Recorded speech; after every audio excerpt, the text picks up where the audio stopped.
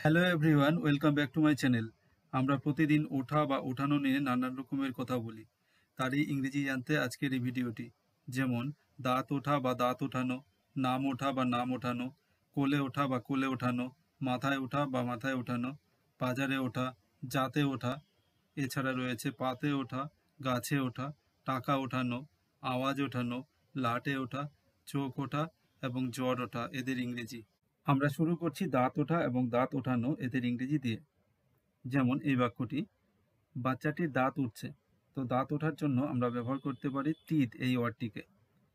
আর এর ইংরেজি হবে the baby is teething. The baby is teething.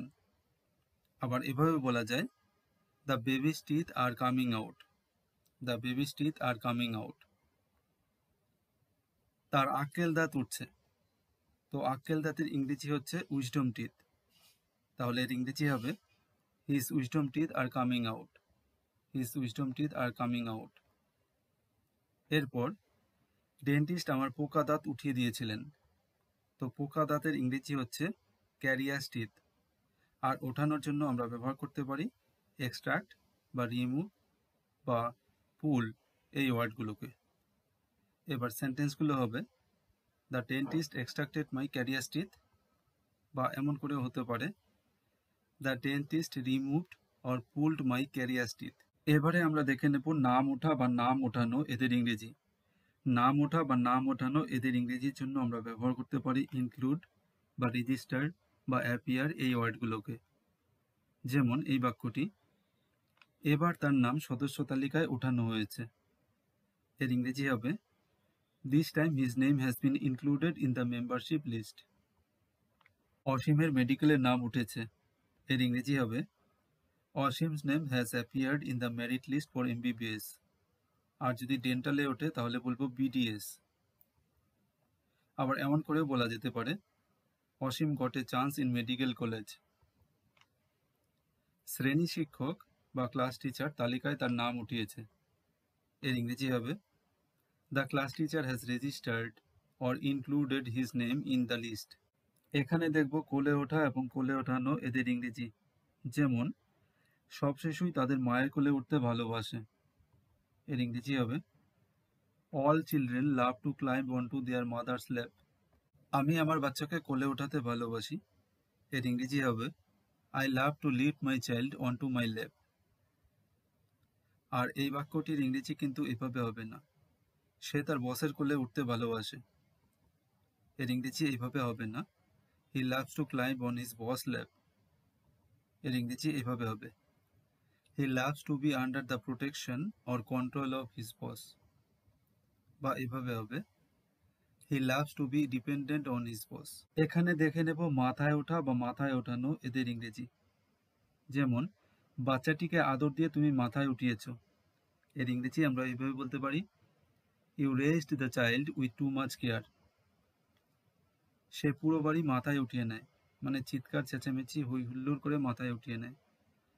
তো এই বাক্যটির ইংরেজি হবে he turns the whole house upside down.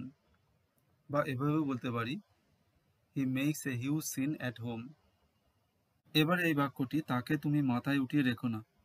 এর ইংরেজি হবে don't give him excessive measure or importance. বা এভাবে বলা যায় don't make him comprehend you give him much care. এবারে দেখে নেওয়া যাক বাজারে ওঠা এর ইংরেজি এবং কিছু সেন্টেন্সেস। বাজারে অনেক দামি দামি ইলিশ মাছ উঠেছে। এর ইংরেজি হবে there are many expensive hilsa fish in the market. বা এমন করে হতে পারে many expensive hilsa fish is available in the market. এখানে কেবল বরফে থাকা মায়ানমারের ইলিশ উঠেছে। এর ইংরেজি হবে only frozen Myanmar hilsa has been launched here. এখন বাজারে অনেক সস্তা স্মার্টফোন উঠেছে। এর ইংরেজি আমরা এইভাবে বলতে পারি now many cheap smartphones are available in the market. আবার এভাবে বলা যায় now many cheap smartphones have been launched. আমরা কথা বলার সময় যাতে ওঠা এই কথাটি ব্যবহার করি, যার মানে হচ্ছে একসময় ভালো অবস্থা ছিল, মাঝে খারাপ হয়ে গেছিল, আবার ভালো হয়েছে, বা খুব খারাপ অবস্থা থেকে ভালো অবস্থা হয়েছে, তখনই আমরা বলি যাতে ওঠা। যেমন এই বাক্যটি তার কাজ তাকে চাতে উঠিয়েছিল। এই বাক্যটির ইংরেজি করার সময় আমরা এভাবে বলবো, his work had made him superior. তো যাতে ওঠার জন্য ব্যবহার করছি সুপিরিয়র এই অর্থটিকে। আবার আমরা এভাবে বলতে পারি, his work had elevated or improved him. আবার এমন করে বলতে পারি, his work had restored his caste. তার একসময় খুব খারাপ অবস্থা ছিল, তবে এখন সে যাতে উঠেছে। এই ক্ষেত্রে আমরা এর ইংরেজি এভাবে বলবো, he was once a very bad situation but now he has improved. এখানে আমরা জেনে নেব পাতে ওঠা এর ইংরেজি। এবার খাবার পাতে আর ইলিশ উঠবে না। এই বাক্যটির ইংরেজি আমরা এভাবে বলতে পারি, this time hilsa will not be available for food. বা এমন করেও বলা যায়, this time hilsa will no longer be available as the dish. গরিবদের পাতে এর চেয়ে ভালো খাবার আর কি ওঠানো যায়? এর ইংরেজি হবে, what better food can be serve to the poor. এই খাবার আমার পাতে উঠবে না। এর ইংরেজি আমরা এভাবে বলতে পারি, I won't even take this food. এবারে রয়েছে গাছে ওঠা এর ইংরেজি। সে ভালো করেই গাছে উঠতে পারে। এই বাক্যটির ইংরেজি হবে, he can climb trees well.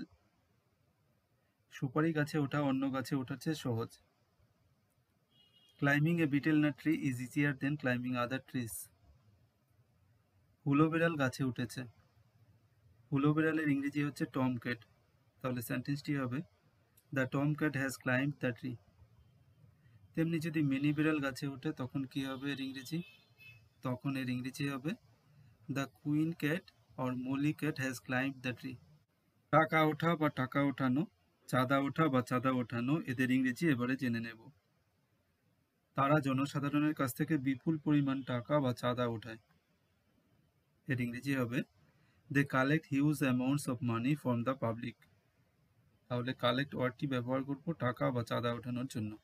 আমরা দরিদ্র বা গরিব মানুষের জন্য বন্যা ত্রাণের টাকা ওঠাচ্ছি। এর ইংরেজি হবে, we are collecting money for flood relief fund for poor people. সে তার পুরো টাকাই সুদে আসলে উঠিয়ে নিয়েছে। এখানে টাকা ওঠানোর জন্য আমরা ব্যবহার করতে পারি উইথড্র বা ড্র ওয়ার্ডগুলোকে। যেমন ব্যাংক থেকে টাকা ওঠানো বা এটিএম থেকে টাকা ওঠানোর জন্য আমরা ড্র বা উইথড্র ওয়ার্ডকে ব্যবহার করতে পারি। তো এই বাক্যটির ইংরেজি হবে, he withdrew all his money with interest. কোনো কিছুর বিরুদ্ধে আওয়াজ ওঠা বা ওঠানো, এর জন্য আমরা ব্যবহার করতে পারি স্পিক আউট বা স্পিক আপ বা রেইজ দ্য ভয়েস। তারা আইন লঙ্ঘনের বিরুদ্ধে আওয়াজ উঠিয়েছিল। এর ইংরেজি হবে, they spoke out or spoke up against the violation of the law. আবার এভাবে বলা যায়, they raise their voices against the violation of the law. আওয়াজ ওঠাতে ভয় পাবে না। এর ইংরেজি হবে, don't be afraid to speak out or speak up. গরিব মানুষ সরকারের দুর্নীতির বিরুদ্ধে আওয়াজ ওঠাতে ভয় পায়। এর ইংরেজি হবে, poor people R afraid to raise their voices against the government corruption. এবারে দেখে নেব লাটে ওঠা এর ইংরেজি। লাটে ওঠার জন্য আমরা ব্যবহার করতে পারি গো বাস্ট বা ডিস্ট্রাকশন বা রুইন বা ফ্লপ এই ওয়ার্ডগুলোকে। শিক্ষা ব্যবস্থা খুব শীঘ্রই লাটে উঠবে। এর ইংরেজি হবে, the education system will go bust very soon. এভাবে চালালে তোমার ব্যবসা খুব শীঘ্রই লাটে উঠে যাবে। Your business will soon face destruction or ruin if you run it this way. আমাদের ফুটবল টিম এশিয়া কাপে লাটে উঠেছিল। এর ইংরেজি হবে, our football team flopped in the Asian Cup. সবশেষে জেনে নেব চোখ ওঠা এবং জ্বর ওঠা এদের ইংরেজি। চোখ ওঠার ইংরেজি হচ্ছে কনজাংটিভাইটিস বা পিঙ্ক আই। তার চোখ উঠেছে। এর ইংরেজি হবে, হি হ্যাজ কনজাংটিভাইটিস। আবার আমরা বলতে পারি, his eyes are infected with conjunctivitis. বা আমরা বলতে পারি, he has pink eye in his both of eyes. বৃষ্টিতে ভিজে তার জ্বর উঠেছিল। এর ইংরেজি হবে, he had a fever from getting wet in the rain. বা আমরা বলতে পারি, he developed a fever after getting wet in the rain. বা এভাবেও বলা যায়, he got wet in the rain and caught a fever. এমন ধরনের আরও ভিডিও পেতে এই চ্যানেলটিকে অবশ্যই ফলো করো। Thanks and by.